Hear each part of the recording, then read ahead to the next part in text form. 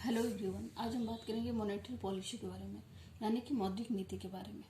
मौद्रिक नीति क्या है और कोई भी देश मौद्रिक नीति को जो है वो क्यों अपनाता है। ठीक है, तो आइए शुरू करते हैं। किसी भी देश के केंद्रीय बैंक द्वारा अपनाए गए साख नियंत्रण के उपायों से। मौद्रिक नीति क्या है? किसी भी देश के केंद्रीय बैंक द्वारा अपनाए गए साख नियंत्रण के उपायों से है। मौद्रिक नीति क्या है? तो किसी भी देश के केंद्रीय बैंक द्वारा अपनाए गए साख नियंत्रण के उपायों से। ठीक है, इसकी जरूरत क्यों होती है? मौद्रिक नीति की आवश्यकता क्यों पड़ती है? क्योंकि जब अर्थव्यवस्था में इन्फ्लेशन यानी कि स्फीति जो है, ठीक है, स्फीति यानी कि महंगाई की दर जब बहुत बढ़ जाती है,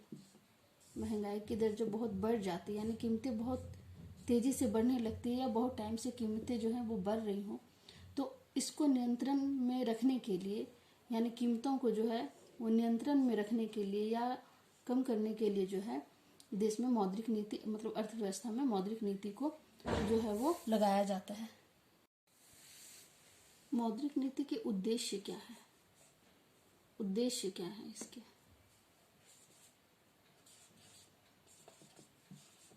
उद्देश्य क्या है? जैसा कि अभी बताया कि इसको जो है जब कीमतों में बहुत वृद्धि होने लगती है तो कीमतों को जो है वो नियंत्रण में लाने के लिए इसका उपयोग किया जाता है। ठीक है, मौद्रिक नीति के उद्देश्य हैं पूर्ण रोजगार,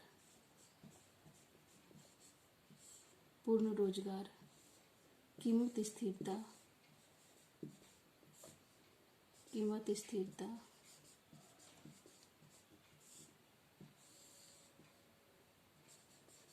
आर्थिक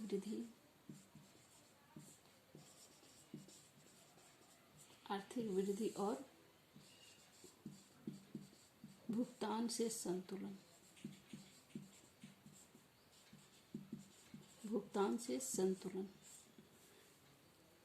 मौद्रिक नीति का उद्देश्य जो है वो अर्थव्यवस्था में पूर्ण रोजगार को लाना है। इसमें क्या होता है कि अर्थव्यवस्था में जब बेरोजगारी बहुत ज्यादा बढ़ जाती है, बेरोजगारी को दूर करने के लिए बेरोजगारी को दूर करने के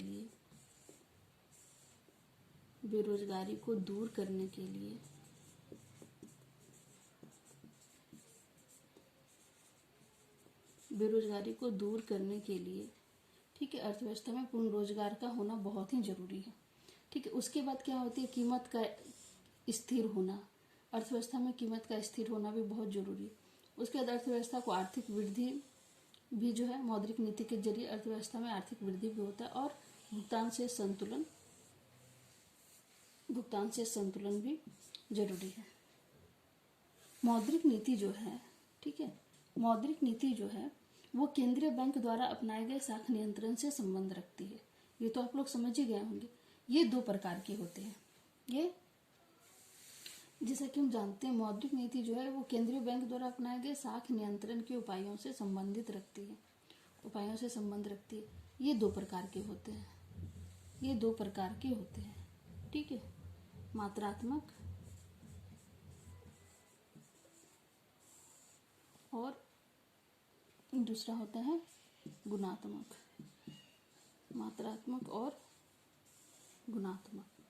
इसके अंतर्गत अप्रत्यक्ष नियंत्रण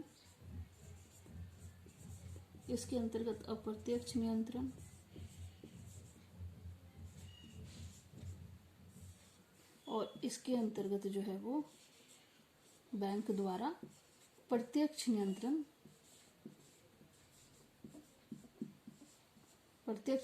जो है वो लगाया जाता है। इसमें क्या है? इसमें है बैंक दर। इसके अंतर्गत अप्रत्यक्ष नियंत्रण के अंतर्गत जो है वो आते हैं बैंक दर, फिर दूसरा खुले बाजार का प्रचालन और तीसरा रिजर्व अनुपातों में परिवर्तन। जबकि प्रत्यक्ष नियंत्रण में जो है इसमें जैसे मान लीजिए अर्थव्यवस्था में साख जो है, जैसे बट्टा वगैरह लगाते हैं, प्रत्यक्ष नियंत्रण में जो है परिवर्तन सीमा आवश्यकता को लगाया जाता है। परिवर्तन सीमा को आवश्यकता को जो है लगाया जाता है। इसमें क्या होता है कि अर्थव्यवस्था के भीतर जो है वो सट्टा क्रियाओं को नियंत्रित करने के लिए, जो सट्टा क्रिया जो लगाते हैं, सट्टा क्रियाओं को नियंत्रित करने के लिए ये लगाया जाता है। सट्टा क्रियाओं को नियंत्रित करने के लिए।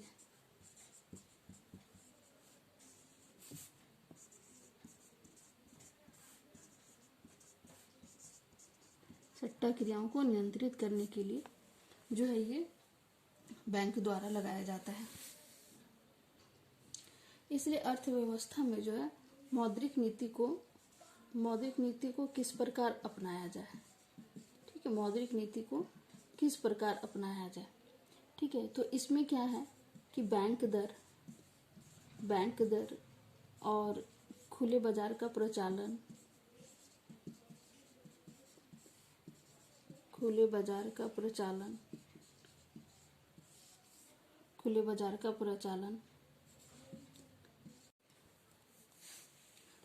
का प्रचालन, रिजर्व अनुपात, विशिष्ट नियंत्रण उपायों को एक साथ अपनाया जाए।